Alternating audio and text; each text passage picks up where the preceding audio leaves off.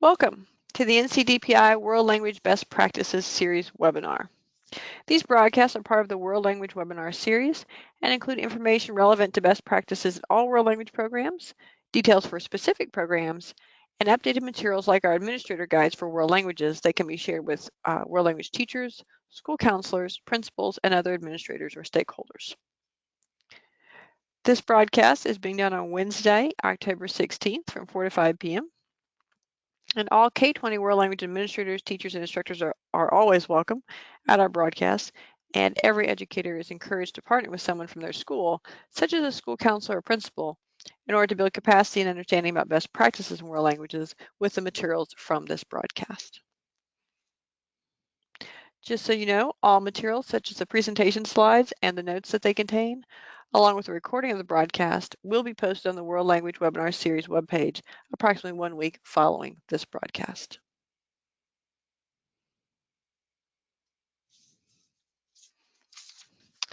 Here's today's agenda coming up. You see my picture as well. My name is Anne-Marie Gunter. I'm the World Languages Consultant at the North Carolina Department of Public Instruction. And I'm going to be sharing with you today a welcome and an overview of our World Language Essential Standards. Those are state standards for world languages for the state. And then we're going to have a time where we have some feedback and needs analysis on our administrator guides. As you know, this series is focused on using tools like our administrator guides and using them effectively. We have updated those materials based on some of the new resources available and some of the new technology that we have. But I also want to get your feedback and input on what information we need to provide about the administrator guides and what kind of training and professional development. This will help guide and structure the rest of the webinars in this broadcast, as well as the kind of professional development we make available for the administrator guides. So I thank you in advance for helping us with that and making sure that we get the feedback and input we need that will make the most difference for you as an educator. At the end, we'll have a few reminders and resources for you to check into, and then we'll close with any other remaining questions that we can answer for the day. That's our plan for today.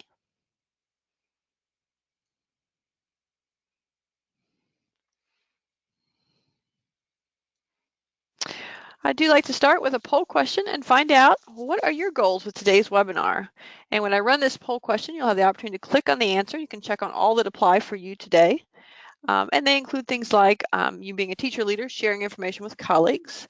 Maybe you're an administrator gathering materials for your local presentations. Maybe you're an educator earning a contact hour for licensure renewal. Maybe you're an individual getting a question answered. Or maybe you want to be anonymous on a Wednesday afternoon. So I'll go ahead and launch that poll. And like I said, you click on the answers that apply to you. You should be able to click right on the screen.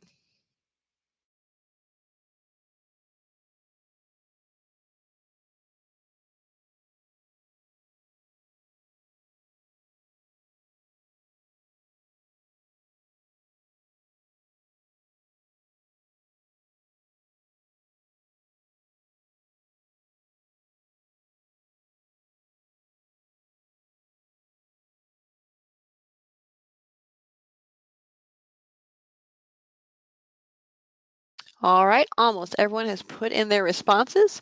If you're still holding back, now is the time to click on those and let me know what your goals are with today's webinar. You should be able to click right on the screen. I know if you're in via phone, that may be a little complicated, but do the best you can so that we can see what your goals are for today.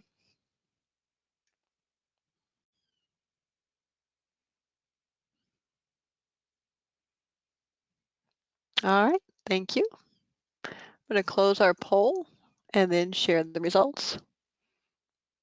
Well, it looks like the majority of you are here to earn a contact hour for licensure renewal. That's a very good reason to participate in our free webinar series. This is an opportunity for you to learn more about our World Language Essential Standards, as well as get some valuable information and earn that contact hour. So contact hours to accumulate for a CEU can be earned by those who participate in the live broadcast of webinars in our World Language Webinar series. Today's webinar is 1 hour long, so 1 contact hour or 0.1 CEUs can be earned. Please save the email receipt you receive from the GoToWebinar system to document this contact hour towards a CEU for licensure renewal. This is a content activity for world languages, and note that local LEAs or districts and charter schools must approve professional development offerings. Please also be aware that your email receipt and certificate from your participation today in the live broadcast will be sent to the email you registered with. We encourage people to register with and receive that information through their work email address, their school email address. We have noticed that we've been getting some feedback that people who have personal email addresses such as Gmail or Hotmail or Yahoo sometimes have a problem receiving the receipt and the certificate, so they should always check their junk and spam folders for that information. I have set up the system today so that you should receive that information about 2 hours after we officially close the webinar. So please look for your email receipt in your email box tomorrow morning. In addition, a recording is being made of today's webinar, and the archive, including these slides, will be available for local training approximately 1 week from today. These materials can be used as professional development resources locally with contact hours documented by the district or school if you did not participate in the live broadcast.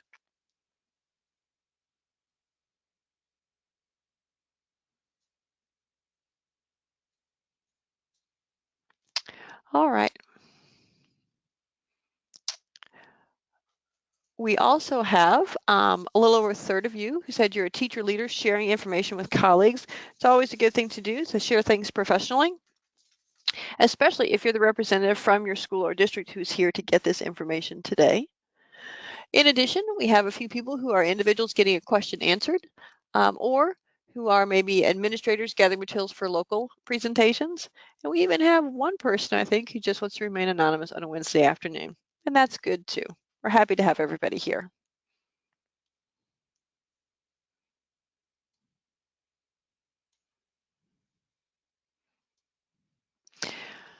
We're going to start today with an overview of the North Carolina World Language Essential Standards, or WLES as we use through the acronym. I know that some of you are probably familiar with that. Yeah, I'm sure you recognize on the right-hand side the first page of our state standards that starts with our philosophy and then goes into more detail. You probably also recognize the icon that says World Languages with the girl in front of the world map. So those are things that we've been using for a while, and I realize that most of you are probably fairly familiar with our World Language Essential Standards, but let's just make sure. Our poll question to start for this section is, what is the basic structure of our World Language Essential Standards, WLES? Is it 4 standards woven together with 3 strands, 3 standards woven together with 3 strands, 5 standards, 7 competency goals, or does it depend on the language program? So go ahead and put your answer in through that poll question. Once again, clicking on the answer, and this time you only get to choose one.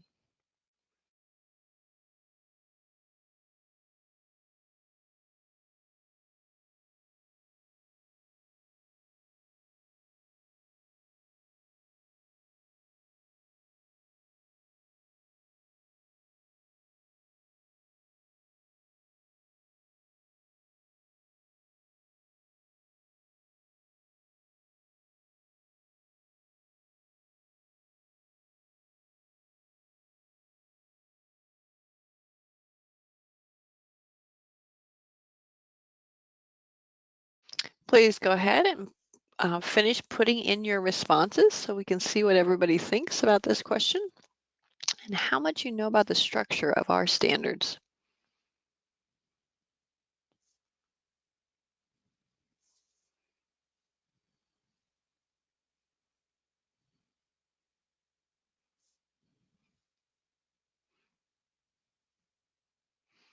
All right, I'm going to go ahead and close out our voting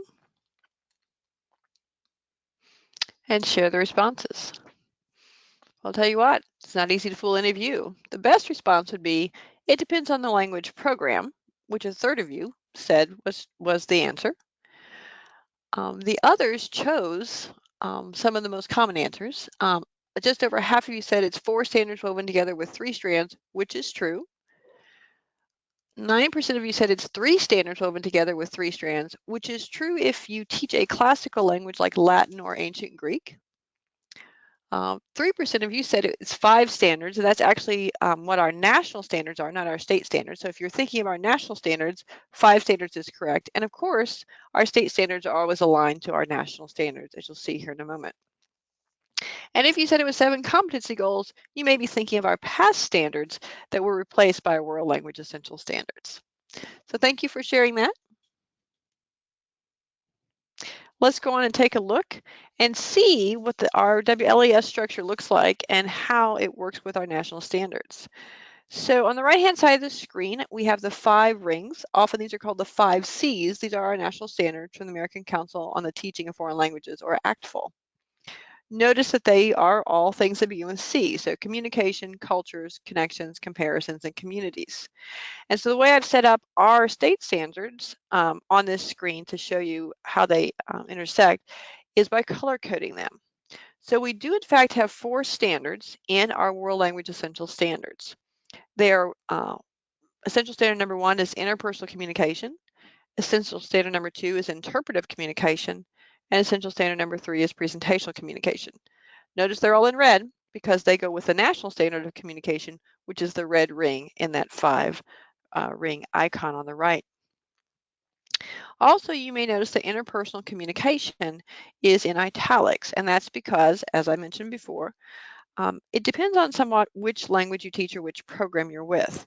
So our classical language colleagues who teach languages like Latin and ancient Greek do not in fact have interpersonal communication as part of their standards. That's because interpersonal communication is that informal daily exchange you have.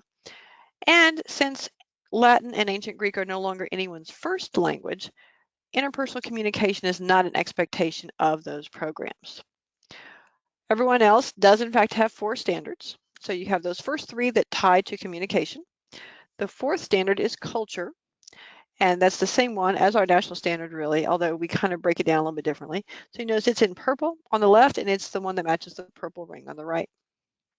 For our strands, which are woven throughout all of the standards, we have 3, and those are where the other C's of our national standards come in. We have connections to language and literacy, which is abbreviated CLL, and that is the comparisons component of our national standards woven through our state standards in a strand. We also have connections to other disciplines, or COD is its abbreviation, and that's the connections component from the national standards aligned in our state standards.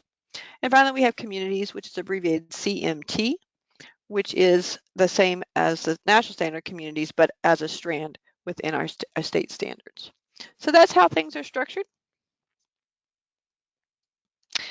In our administrator guides, which are our instructional toolkit component for our state standards, we have what we call the weave graphic that you see here that shows, in fact, how these 4 standards and 3 strands are woven together in our state standards. There's a little bit of explanation of those, and I've just simply taken a screenshot from our administrator guides. This is the same overview of our WLES structure that appears in all 3 administrator guides. So regardless of which one you're looking at, you'll see this weave component. And this is, as it says here, an overview of how our standards are structured, particularly so that administrators can look at that and understand in a very brief time frame how standards are structured in world languages, which may be important not only because administrators are often coming into world language classrooms to observe and evaluate, but also because many supervisors like principals didn't necessarily come from a world language teaching background. So they may not be familiar with world languages or how we do world language education in today's world with our World Language Essential Standards.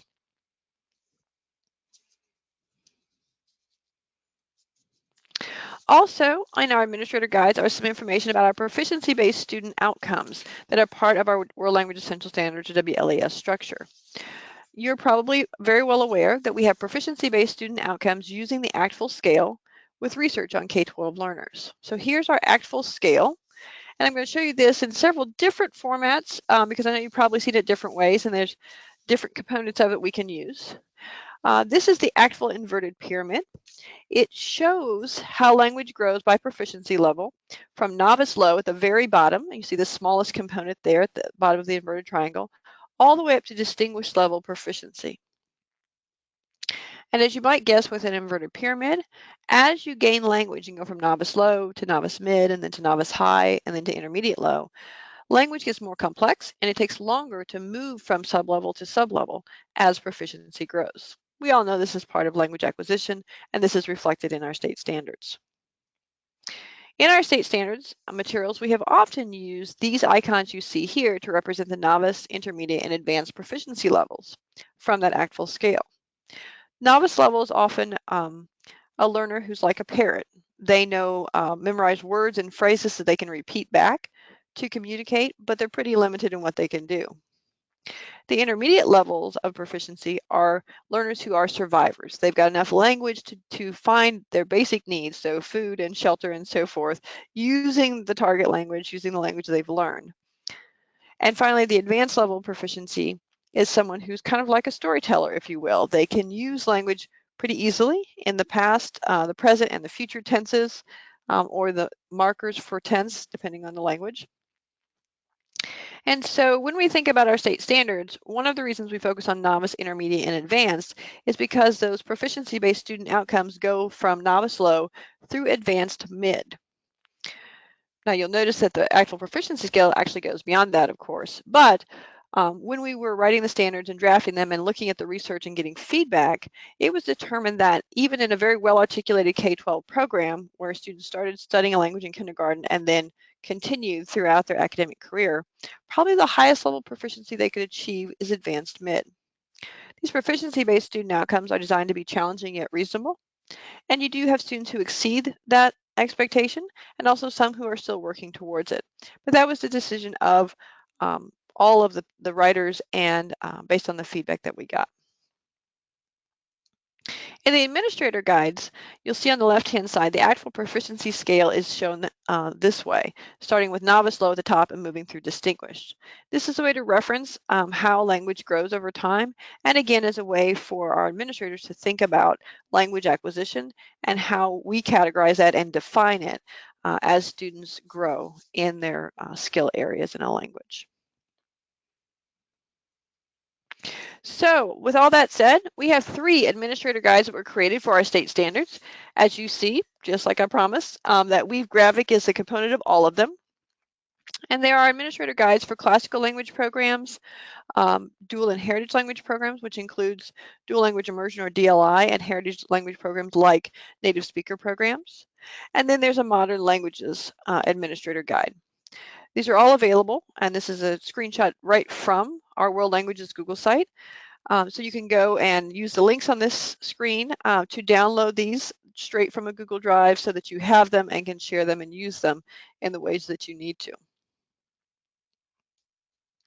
When these were first designed, they were crafted as what we call look-for documents, and specifically for principals and other administrators to understand our standards and also know what to look for in our classrooms when they go in to evaluate and use like the North Carolina Educator Evaluation System or NCEES system, standards 1 through 5.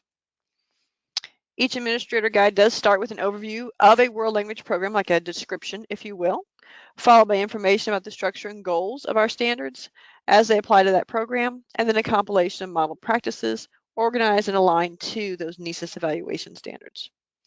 The practices also incorporate the teacher effectiveness for language learning or TEL materials that have been developed nationally for use by language coordinators, department heads, mentor teachers, and so on.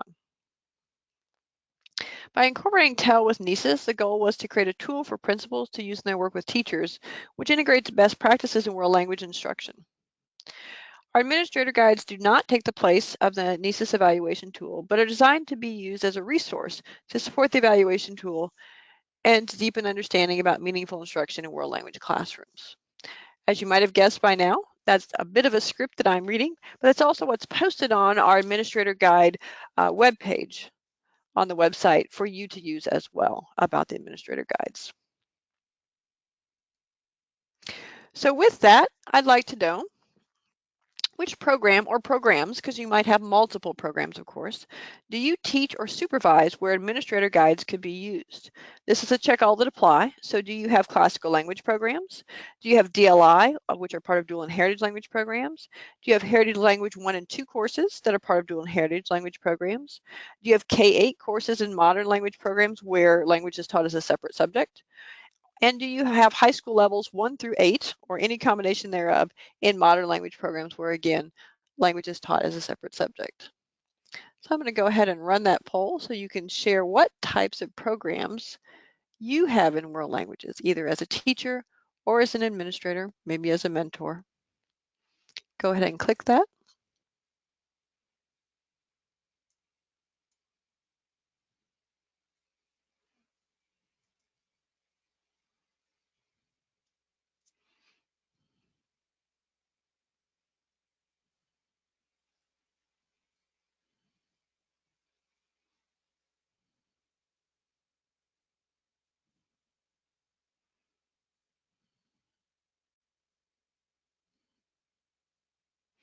All right, we're getting faster at voting, although this is probably an easy question for you.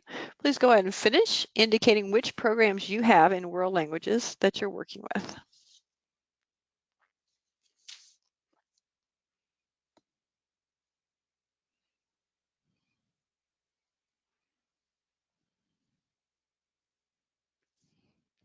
All right, thank you for sharing that.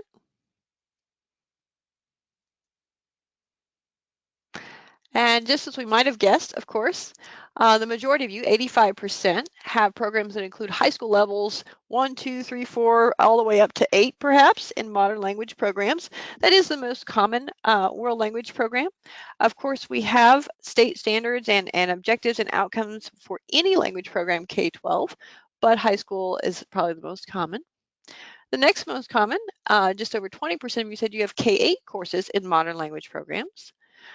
Followed by 15% who have classical language programs like Latin, and 10% each who have either dual language immersion or DLI or heritage language courses or native speaker courses.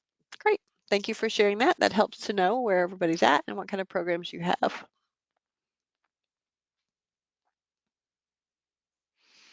All right, so let's take a look at each administrator guide as well as the components of it and get some feedback on this. I really want to kind of know what you need to know more about, what you think administrators would need to know more about, and so on.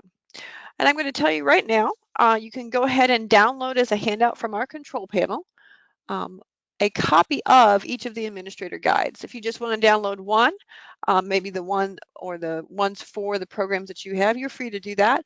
Each of them starts with the term AGWL for Administrator Guide for World Languages, and then there's one for classical languages, dual and heritage languages, and modern languages. So go ahead and click on that in the handouts section of your control panel. Take a look. It should be there probably towards the bottom. Also, if you have lost your control panel by any chance, just look for the go-to icon that looks like, on my screen at least, it's a blue 6-lobed icon. I call it the daisy that's blue. If you click on that and your control panel is minimized, it will pop back up. So go ahead and download the handouts you need.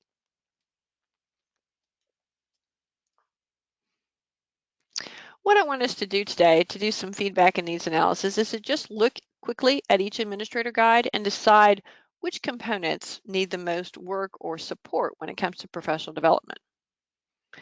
So we're going to start with classical language programs. I'm aware that just over 10% of you have those.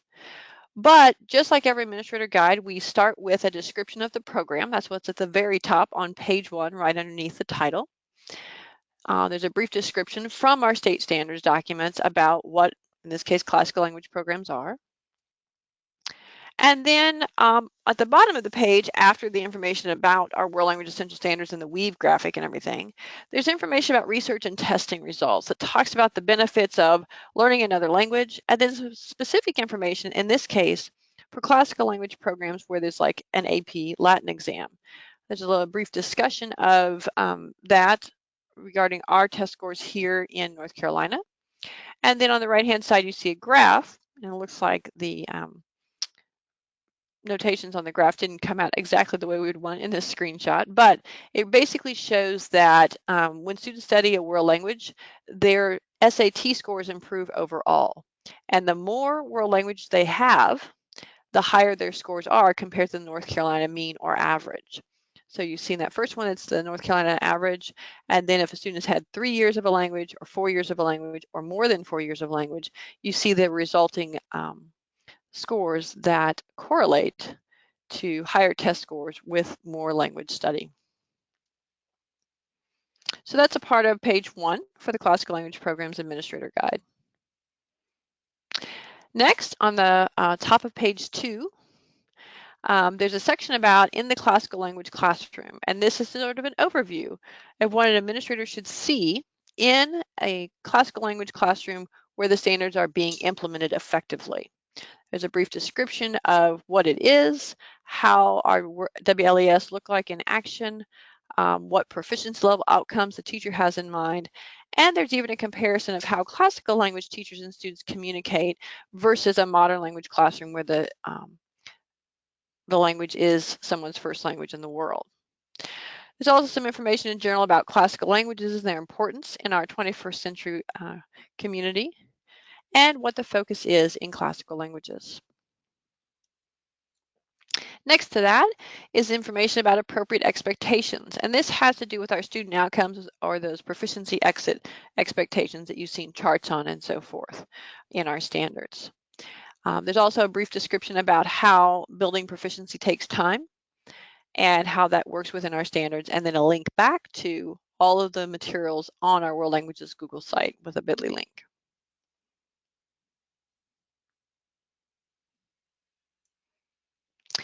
After that, there's an example of those proficiency expectations, the exit proficiency expectations or student outcomes. This one for classical languages goes levels 1 through 6, which may seem strange to you. We just talked about high school levels 1 through 8. But when we were writing the standards and getting feedback and looking at research, it was determined that classical language programs would have in the standards levels 1 through 6 for high school credit courses because of the way they're structured and work over time. So when we think about our Classical Languages Administrator Guide, and you can vote on this question whether you have a classical language program or not because you've looked at the Administrator Guide, which component of this Administrator Guide for classical languages needs to be emphasized the most when we're working with principals and other teachers supervisors? In fact, educators who might be evaluating Latin classrooms or ancient Greek classrooms for classical language programs. Is it the description of the classical language programs? It's the first thing you see on an Administrator Guide. Is it those research and testing results? Is it the information about in the classical language classroom and what the expectations are? Is it the information about appropriate expectations for proficiency growth? Or is it the exit proficiency expectations for levels 1 through 6? And in this, I've asked you to give your feedback so that you focus in on which one is most important that we educate principals and other teachers supervisors about. So go ahead and take a moment and decide which section of the administrator guides for classical languages would be most important for principals to know more about.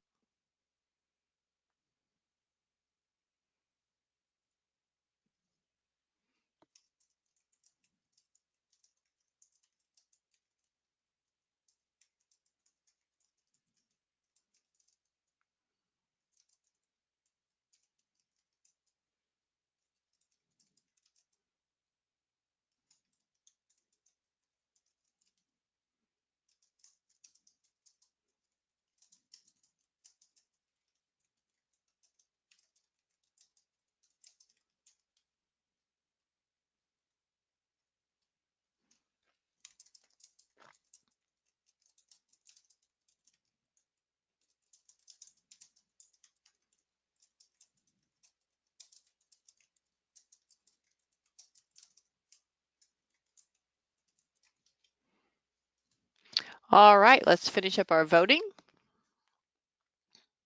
Get that in, because remember, this is feedback for me and others to consider when we think about classical language programs.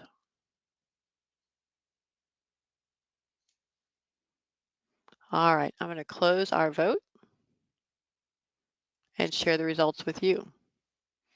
So for our classical languages administrator guides, 44% of you, almost half, think that the appropriate expectations section is the most important for principals to understand. Another 20% think the part about in the classical language classroom and what a principal or supervisor would expect to see is important as well.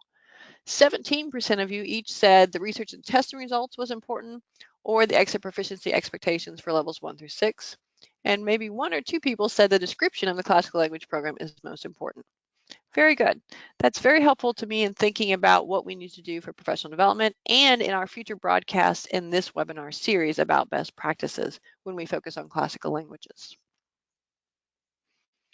All right. I'm going to hide that a moment and then go to our next question, which is going to look like it might be the same, but it's not quite. And I've tried to indicate that with the color coding. Now I want you to think about this classical languages administrator guide again, but in relation to which component needs to be emphasized the most if we're talking with school counselors and other stakeholders like parents or policymakers. So a slightly different audience, but the same components, of course, because it's the same administrator guide. So once again, let's go ahead and share on that. Remember that school counselors and other stakeholders who are outside of certainly world language education and may have many concerns and demands on their work. It's important for them to understand our world languages programs and how they work in the 21st century with proficiency-based outcomes. So think about that for a moment and think about the school counselors you know or have known who do things like advise students on when they should take classes and how they should structure their schedule sometimes.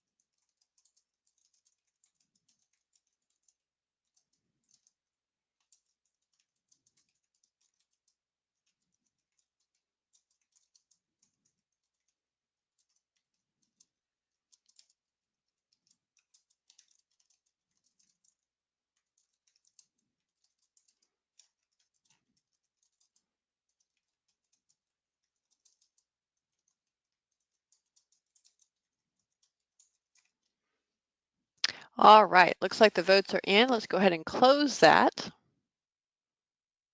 And this is very interesting and very helpful.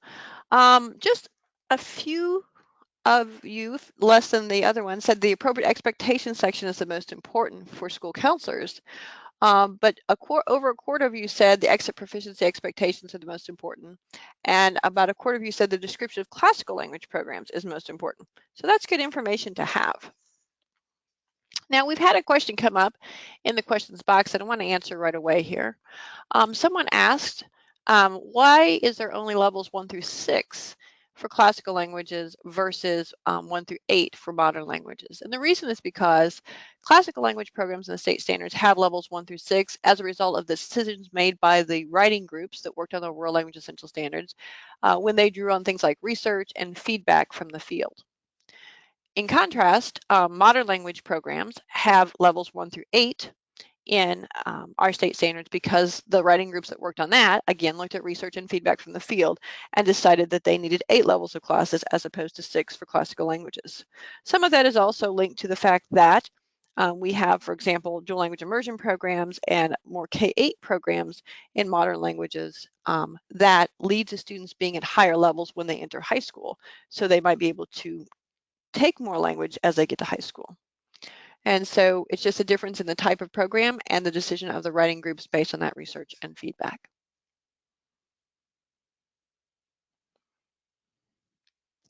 All right, let's go ahead and hide that. I think because of our earlier questions, I'm going to skip this next slide. We're going to talk a little bit about what other input you have about classical language programs and the administrator guide for it. If you do have anything else about that, feel free to put in the question box and I will definitely take that into consideration. But I want us to move on to some of the other administrator guides that we're going to look at. I do see a question about why are we starting with questions about classical languages. Um, it is something definitely that our districts can use, and that's part of the question, but also I just decided to go in alphabetical order. So we have we have 3 different administrator guides. Classical languages comes first because it starts with a C, dual and heritages comes next because it starts with a D, and modern languages comes third because it starts with an M. I had to pick an order, and that's what I chose. All right, so let's move on to our Dual and Heritage Language Programs Administrator Guide. Once again, that's as a handout, but we're also going to have shots on the screen that you can see. And so I'm going to go ahead and just take a look at that as we go through. Again, I know there are a few of you who have these kinds of programs. In our Dual and Heritage Language Programs, once again, we start out with a description about what those are, and we talk about DLI programs as well as heritage language programs, which used to be Spanish for native speakers or native speakers courses. In this particular administrator guide, instead of having the research and testing results like you saw in classical languages, we actually have information about the characteristics of dual and heritage programs. That's because oftentimes when you're dealing with an administrator, he or she probably did not experience dual and heritage language programs as a student and may not as a teacher early on. So we have a few, let's call them facts about, first of all, DLI programs and what those are about, and then about heritage programs and what those are about and how they're designed to help students.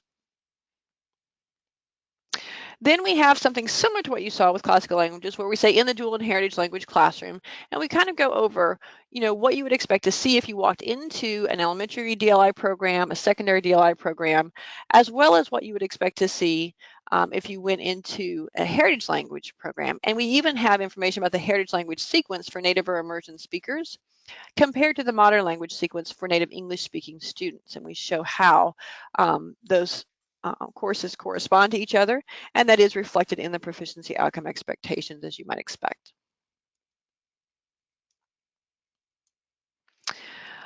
What's next in that administrator guide is, of course, that appropriate expectations component, again, referencing back to our Google site at the end. And also the heritage language exit proficiency expectations. There are, of course, proficiency outcomes or exit proficiency expectations for DLI programs as well, but we can't put everything on 2 pages of an administrator guide. So we chose to put the heritage language exit proficiency expectations.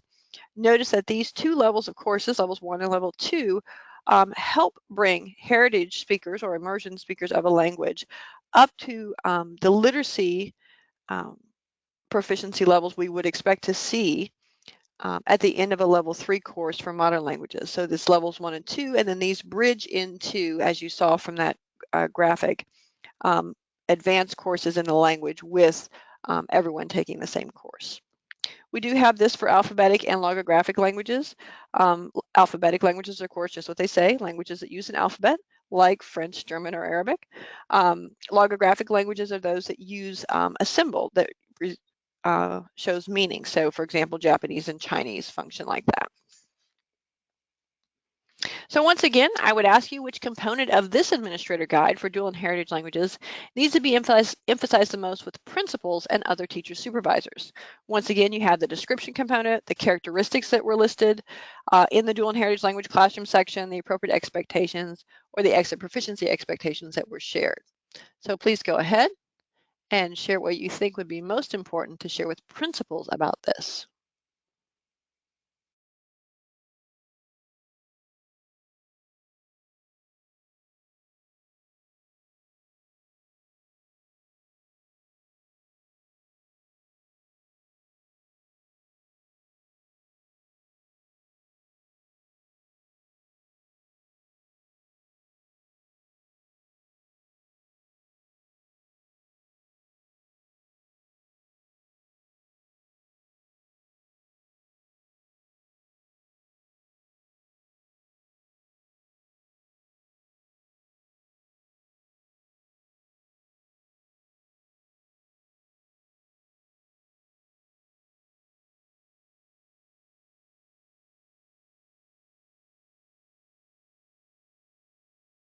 All right, we're getting much more quick at this. So go ahead and finish up your voting. What you think will be most important about this administrator guide for principals to be aware of.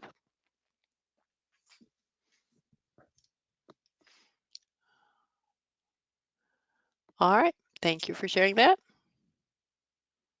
And I'll share the results with you.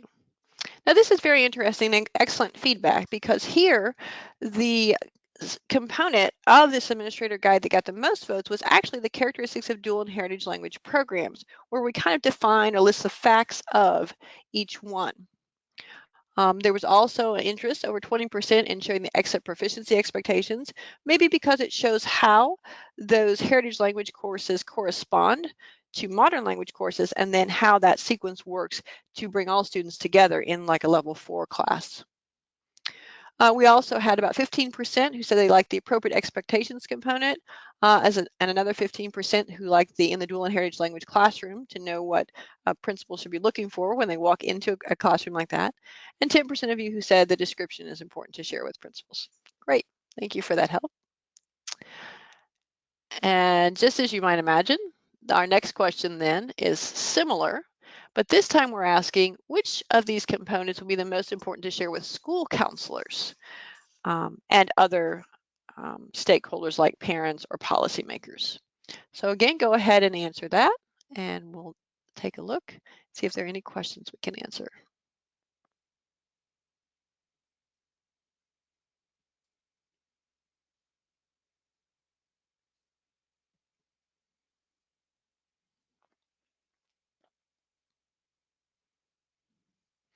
All right, please go ahead and finish your voting. What do you think is most important to share with school counselors?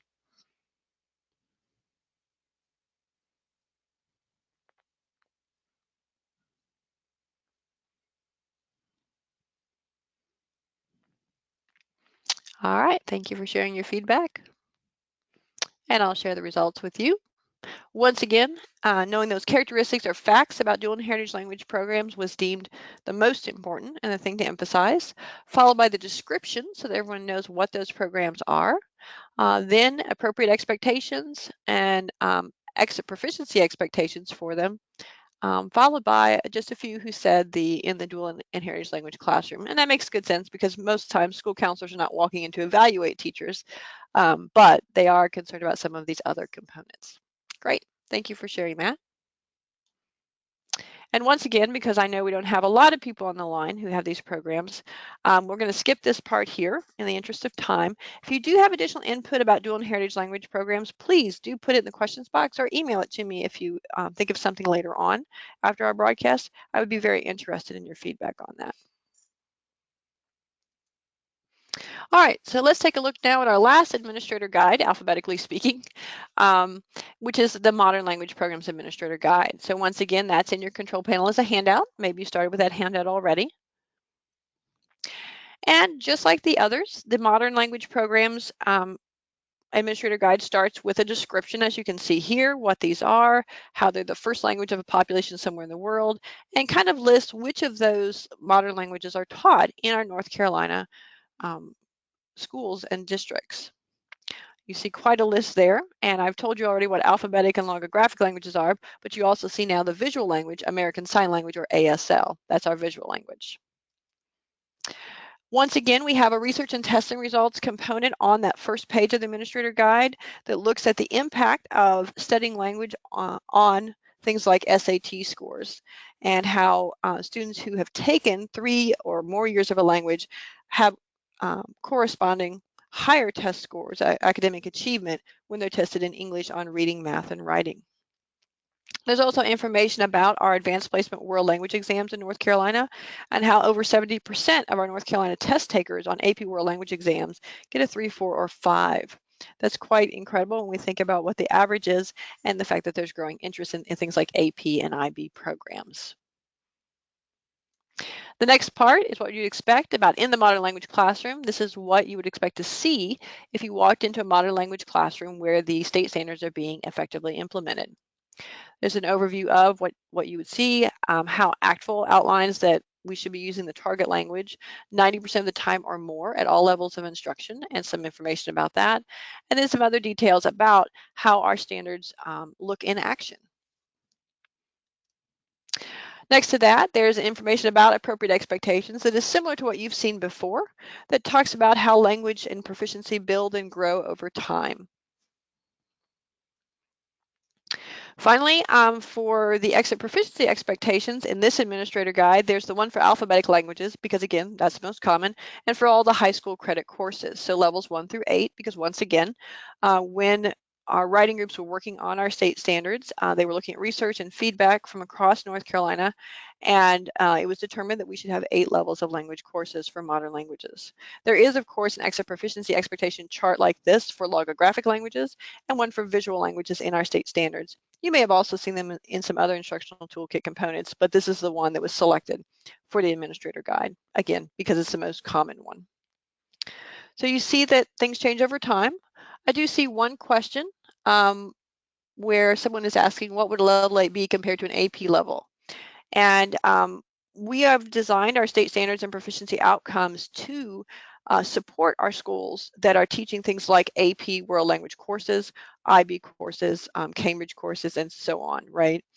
And so generally speaking, though this is a local decision, we see AP World Language courses, modern language courses being taught usually at level 5 or 6, depending on the language, depending on the sequence, and depending on the school and district it's in. For AP Latin, because we didn't get this question until later, so if we think about classical languages, often AP Latin is taught at the level 4 when we think about that range of levels 4 through 6. And our state standards and the course codes that correspond to them and all of the courses that we have in the state standards reflect this. So you have course codes for the level courses you see here. You also have course codes for specifically AP courses and so forth, wherever you decide to put them in your local sequence. So that's what's in the administrator guide for modern languages. So again, I'm going to ask you which component of this administrator guide needs to be emphasized the most with principals and other teacher supervisors. Is it the description at the beginning, the research and testing results, in the modern language classroom about what someone would look for when they walked in, the appropriate expectations, or those exit proficiency expectations for levels 1 through 8? Go ahead and give some feedback on that while you're thinking about the Modern Languages Administrator Guide.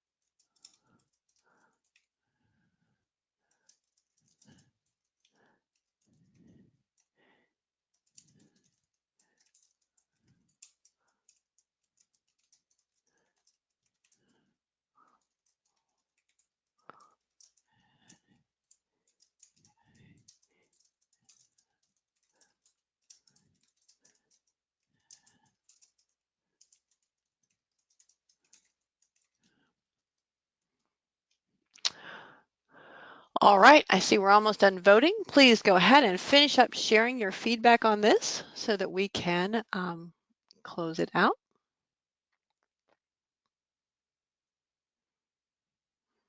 All right, so this is very interesting. For principals and other teacher supervisors, the component that needs to be most emphasized is those appropriate expectations and what to look for when you think about proficiency growth for students. We also had about a quarter of you who said they liked the in the modern language classroom component. 18% who said the exit proficiency expectations are important. 15% who want to emphasize the research and testing results, and 8% the description. Very good. Thank you for that. And of course, then we'll go on to the same question, but for school counselors, parents, and other stakeholders. Please go ahead and enter your responses.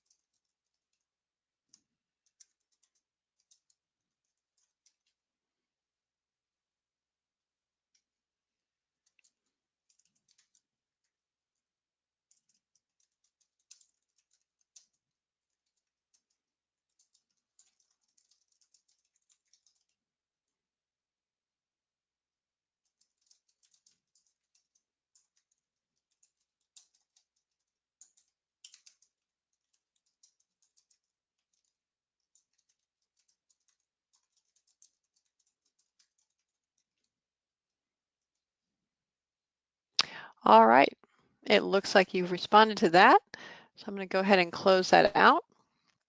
For the case of our school counselors, it looks like you want to emphasize those appropriate expectations, the description of a modern language program, and then the exit proficiency expectations.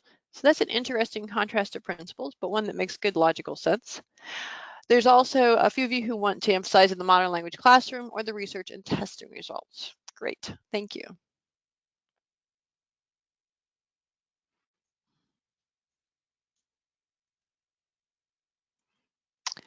All right, so once again, I'm looking at our time. I do want us to finish on time. I know that you probably had a very busy day and a busy week.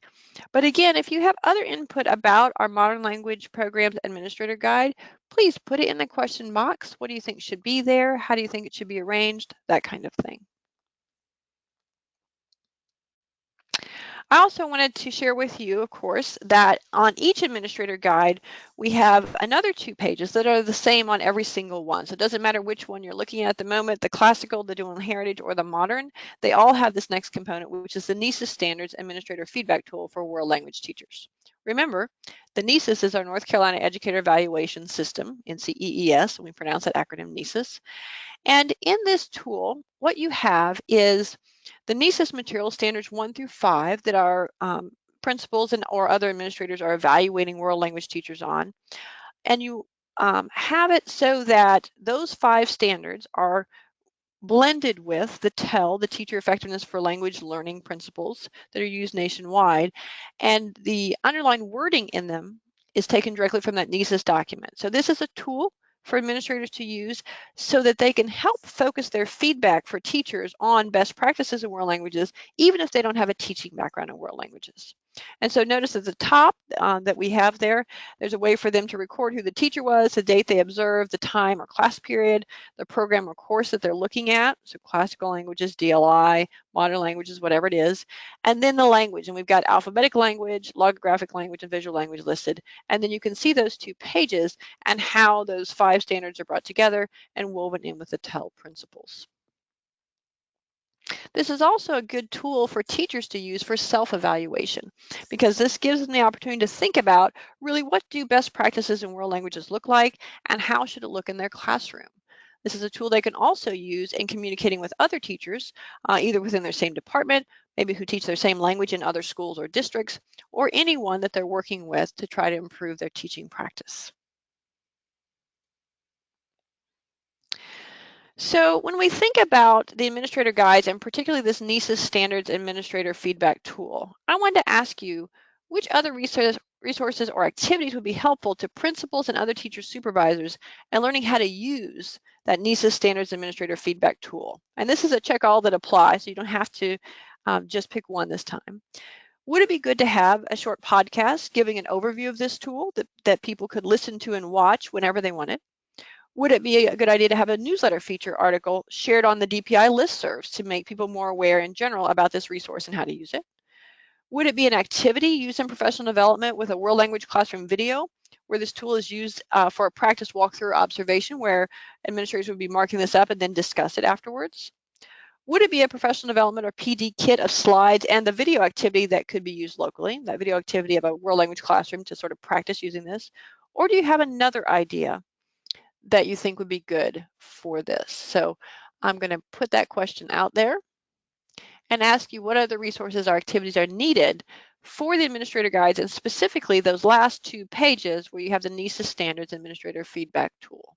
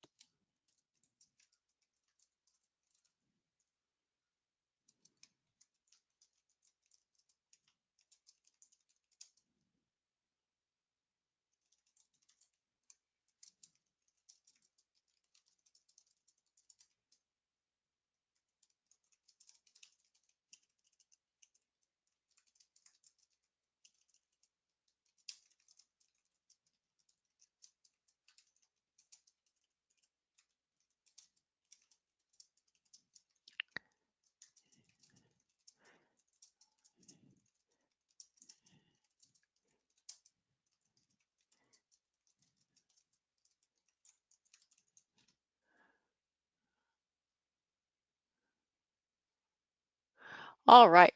Thank you for sharing your feedback on that. I'm going to go ahead and close that and share with you what the results are. All right, 77% of you, a vast majority, are in favor of having an activity with a world language classroom video where this tool is used for a practice walkthrough observation. And that is something we've done in a few face-to-face presentations as well, but I think it is something very worthwhile to put together and make available as part of this webinar series, and then later on part of all the professional development we make available.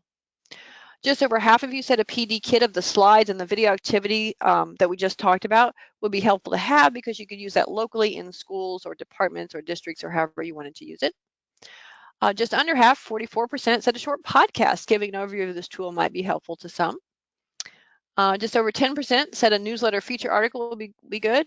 And just a few of you said you had sent another idea. Let's take a look at what's in the question box. Fermin said, in addition, it would be great to include a list of critical thinking questions for students to develop in the world language programs. It's a very interesting idea. Thank you for that. I always think critical thinking questions can lead to good reflection and also program support and building. So we'll definitely consider that. We also have a couple people asking some questions about the administrator guides that I think we should address. Melissa and Sarah both said, has any thought been given to using ACT test information on research instead of the SAT, since the ACT is part of the high school evaluation? And someone says that there's some correlation with ACT. Definitely a lot of thought has been given to that, but the ACT group does not release their results in the same way that SAT makes them publicly available. We have asked the ACT group if we could have information like you saw there to show that obviously the more language you have, the higher your corresponding achievement test results are. They do say they have that information, but part of their issue is they don't want to release it publicly the way, like I said, the SAT or the College Board does every year.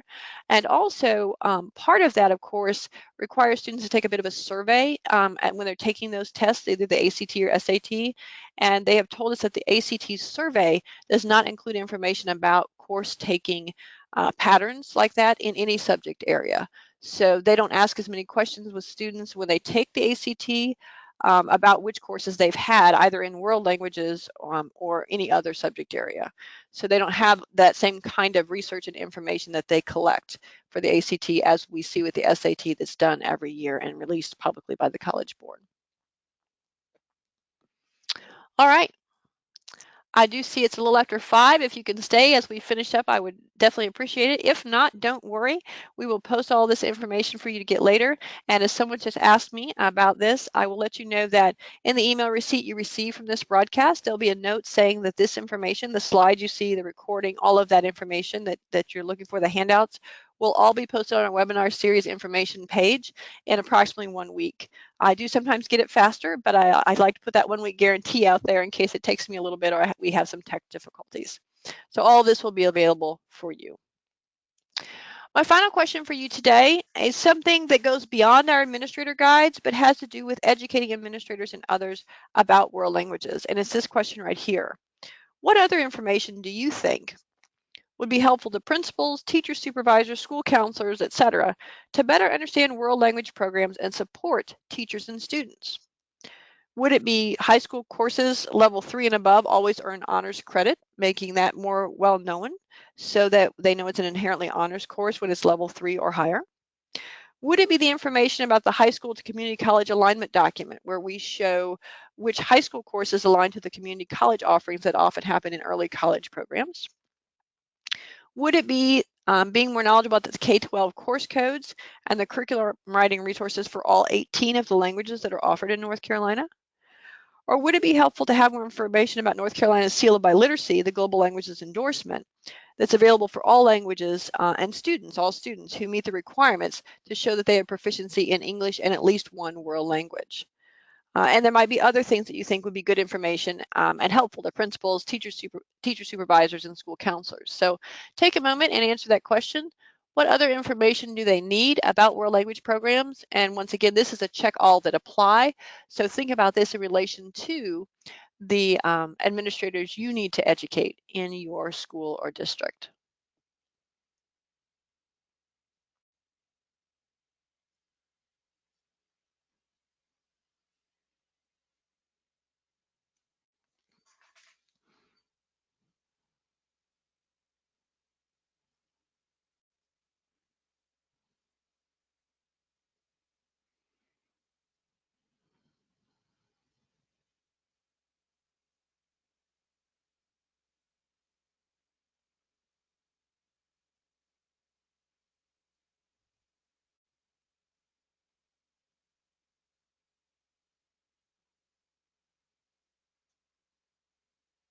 All right, go ahead and get your vote. Remember, you can check off more than one if you think it'd be important for principals, supervisors, school counselors, or others to have about world language programs. Remember, this is also something that would better support our teachers and students who are learning languages and teaching languages.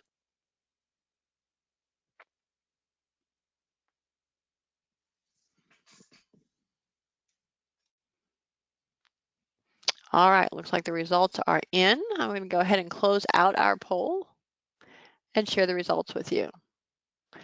So the majority think all of these things should be more widely known, and information should be shared to help our world language programs. 66% want to see that high school to community college alignment documents shared more widely. That is something that's posted on the website now, and it is actually linked to each of the K-12 language pages. So there's a K-12 Spanish page, a K-12 French page, a K-12 Latin page, etc. And that document is available on those pages if there are community college courses in that language, but maybe we need to make that more widely known in general. Also, 63% of you said more information needs to be shared about how high school courses level 3 and above always earn honors credit. They are inherently honors by state board policy. Almost the same number, 57%, said more information needs to be shared about North Carolina's Seal of Biliteracy, called the Global Languages Endorsement. It's one of 5 diploma endorsements that our graduates can earn, and it does recognize students for the language skills they have in English and at least one world language. That can be earned in any language. So far, it's been earned in 13. And it can be earned by any student, regardless of what their native language is, regardless of which type of program they've learned a language in, or if they've learned a language because they've lived abroad, doesn't matter. This recognizes their proficiency in 2 languages or more. And about 51% of you said more information needs to be shared about our K-12 course codes and the curriculum writing resources that accompany them for our 18 different languages that are currently offered in North Carolina schools. Great. Thank you for sharing that. That helps me think about what our needs are and what we should be looking at as we continue in this World Languages Best Practices webinar series. All right, let's close out today with some reminders and resources, and then we'll answer any last questions still remaining in the questions box. Wanted to remind everyone that next week is the Flank Fall Conference, the Foreign Language Association of North Carolina Conference. Registration is open on the link you see there on the page, and of course, you'll get these slides, but also if you go to just www.flank.org, you'll get information about that for the fall conference. There are 50-minute sessions on Friday and Saturday, that October 25th and 26th, like it says, in Winston-Salem, and research roundtables. There's also 3-hour workshops you can sign up for, and there are pre-conference webinars on Monday, Tuesday, and Wednesday evenings of next week. In addition, we always have our World Language Webinar Series. This is the one for this school year.